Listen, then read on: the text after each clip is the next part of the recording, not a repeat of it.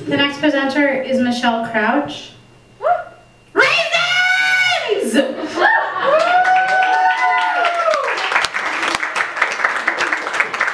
You don't have to be rigid to be my gladiator. You don't have to be rigorous to be my glaive. You don't have to be ripe to be my glare. You don't have to be ripped to be my glass house. You don't have to be risky to be my glee club.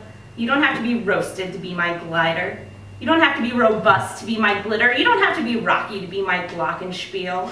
You don't have to be rollicking to be my glory. You don't have to be romantic to be my glottal stop. You don't have to be roomy to be my gloxinia. You don't have to be rotten to be my gluttony. You don't have to be rough to be my glycogen. You don't have to be round to be my net.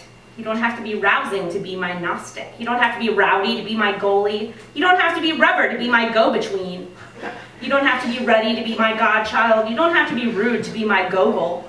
You don't have to be rugged to be my gold digger. You don't have to be rural to be my gonad. You don't have to be rusty to be my good book. You don't have to be ruthless to be my good night. And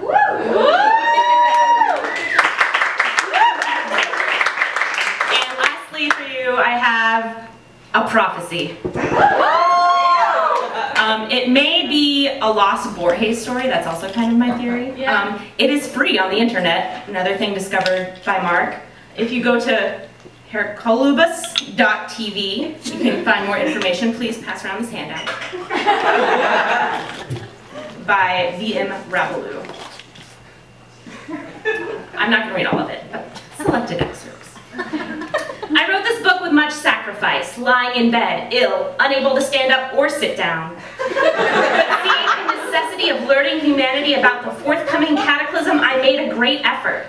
I dedicate this message to humanity as the last resort, because there's nothing else to do.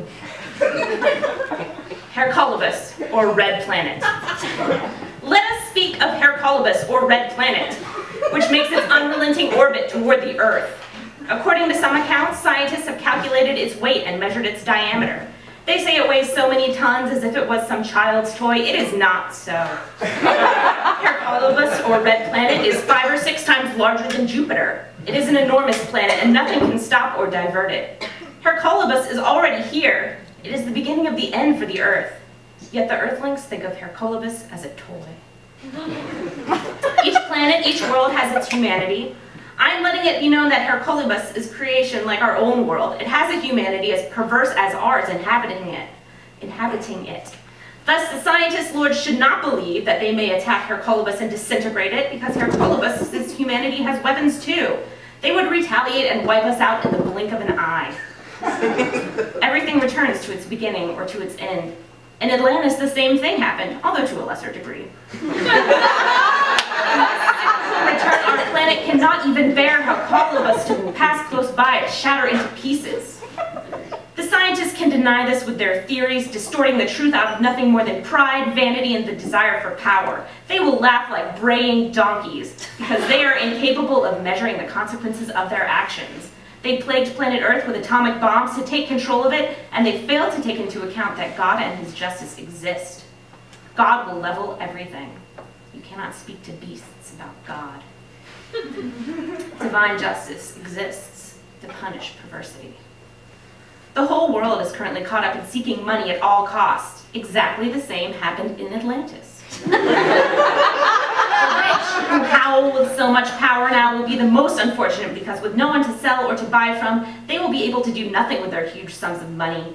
They will get down on their knees, crying, begging for a dish of food, and they will howl like dogs. When Hercolubus gets closer to Earth, when it sets a par with the sun, lethal epidemics will begin to spread all over our planet. The doctors will not know what kind of illnesses they are or how to cure them. Life on our planet will begin to disappear, and then humanity shall have to eat their fellow beings' cadavers. The moment of tragedy, of darkness will come. Tremors, earthquakes, and tidal waves. The human race will disappear. There will be no life left on the planet. We are in a blind alley. Do you disbelieve, my dear reader, that the grounds will sink suddenly? The lands will sink into the ocean piece by piece until it reaches its end. The scientific lords cannot calculate the outcome of the atrocities they have committed against creation, because they too will be victims of their own inventiveness. Monsters, savage beasts already exist in the ocean's bottom, gestated and nourished with atomic energy. They have become atomic beasts. The heating of the seawaters will make them rise and seek refuge. They will ascend on the coastal cities. They will raise everything, houses, buildings, ships, and people. Man-made bullets will be of no use, except to enrage them even more. What I am saying will happen soon. The atomic energy has contaminated the whole ocean and its inhabitants. Thus, when we nourish ourselves with fish or other marine animals, I guess, we contaminate ourselves as well. It is advisable not to consume them.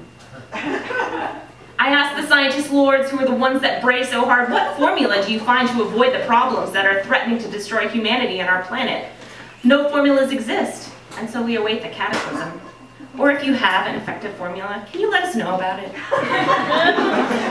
The extraterrestrials. I have seen magazines and movies put out by the gringo, asterisk, American, gentlemen, wanting people to believe the non-existence of extraterrestrials, but they are wrong. They cannot block my sight. They cannot fool me. I have dealt with extraterrestrials many times. I have been to Venus and Mars, conscionably moving in my astral body, and I can faithfully testify to what marvels their inhabitants are. Life on planet Venus. The soil on Venus is not compact or heavy like that on Earth, but is rather a light, soft soil. The stones differ from ours as well. On Venus, one can lift a stone that would weigh tons on Earth because the rocks are light and made of a soft material. With regards to the ocean, it is completely blue, like a very quiet lagoon that is utterly still. The ocean has no tides. Without waves, one can see into its depths without needing any artificial device. The fish are tame and unafraid of people. When they need to consume one, the Venusians see which one is the largest or which one they wish to use and put it into a net carefully, without frightening other fishes. Then they take them out and gut them. Venusians have what we would describe as restaurants where they go and sit at a table. Since all of the inhabitants read minds, there's no need to ask for what food they want. The dish arrives without you having to utter a word. Are astonishingly intelligent and have perfect bodies, wide or broad foreheads, blue eyes, straight nose, and blonde hair. They all measure to about 1.3 to 1.4 meters in height. They wear wide belts covered with red, blue, and yellow buttons which blink on and off like a beacon. When they find themselves in danger, Venusians press a master button resembling our own belt buckles. A circle of fire is formed around them, capable of disintegrating any bullet or anything that comes against it. Let's see, more about the Venusians. Venusians are free to go where they please. They do not need to ask, can I borrow a spaceship to go to another planet? No! Every Venusian can take a spaceship from the station where they have to go wherever they want, be it another planet or another galaxy, without asking anyone. There is total freedom. There is no paperwork of any kind. Fornication does not exist as it does on Earth, since Earthlings are worse than beasts in that sense. Venusians practice scientific chastity or transmutation of the sexual energies. That is how they prolong their lives as long as they want to, because the sexual energy is one's very own life. In our planet, we see the aging effects of fornication on people at an early age. There is no sexual degeneration as there is on Earth, where the priest lords are marrying homosexuals. Homosexuality does not exist on Venus. They are true men and true women. Life on planet Mars. Life on Mars is exactly the same as life on Venus. The extraterrestrials and interplanetary spaceships are ready now to take off and rescue all those people who are working with the formula that is given in this book. Extraterrestrials know everything. There's no need to call them, because they already know us inside out. That is why I've written this book, so that humanity can see that the gringo lords and the scientific lords have humanity wrapped up in vile lies and threats. Truth is all that I am saying, and it is what I defend at all times. If I have to die to uphold the truth, then I will die. The death. This chapter is entitled The Death, because he who begins to disintegrate his psychological defects begins to leave the circle in which all of humanity is stuck.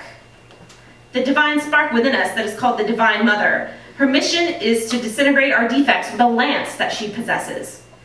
No matter how diminutive these details may be, while manifesting, one must ask the Divine Mother, "My mother, remove this defect from me and disintegrate it with your lance." Through this work on the death of the ego that I am pointing out to you here, one acquires scientific chastity and one learns to love humanity. He who does not work on the disintegration of his psychological defects can never achieve chastity, nor can he ever feel love for others because he does not love himself. The disintegration of the defects and the astral unfolding are the only formulas that exist for the rescue. There's some mantras. Final note. I give these formulas to humanity because whoever truly wants to save himself from the cataclysm that is coming must begin at once to disintegrate his psychological ego, all the thousands of defects. You must qualify so that in the moment of rescue you will be taken to a safe place where no harm will come to you. Divine justice calls this humanity the lost harvest. That is to say, there is nothing else to do. The destruction that is coming is because the gods cannot do anything more for us. Dear reader, I am speaking very clearly so that you understand. I'm not a fearmonger. I'm a human being who's warning about that which will come. What I say is serious. Although I could go into more detail, I do not want to take up your time.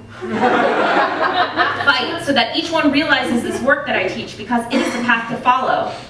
I do not want anyone to be lost.